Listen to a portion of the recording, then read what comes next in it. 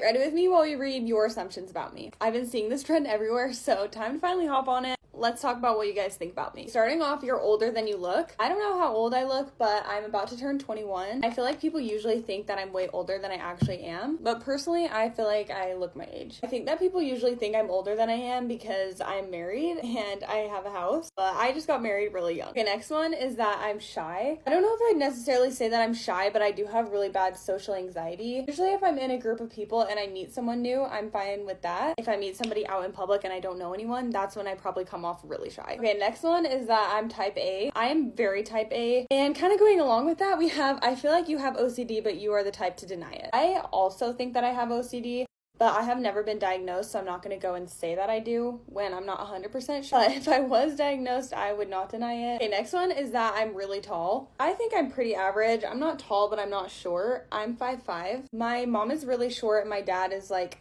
kind of tall, and I'm right in the middle of them. The next one is that I'm Mormon. I feel like I've talked about this a lot before, but a lot of people still think that I am. I grew up Mormon, but I'm not Mormon anymore. My family left the church when I was 14, I think, so I haven't been Mormon for the last almost 7 years. The next one is that I'm a morning person. If my husband were here right now, he would actually laugh his head off because I am the complete opposite of a morning person. I have the hardest time getting out of my bed in the mornings. Usually I stay up really late and I sleep in. I usually get in my bed at like 10 or 11, but I don't go to sleep until like 2 at least, and even after I wake up, I have the hardest time getting out of bed. Okay, next up is that I had good grades in school. I was always pretty good at school, and I also always tried. I can't remember exactly, but I think I pretty much always had straight A's. Maybe I had like an A- here or there. Okay, next one is that I don't have bad self-image days. I think literally everybody has bad self-image days. I know that I definitely do, especially because my job is to be on camera, and I have to look at myself on camera all the time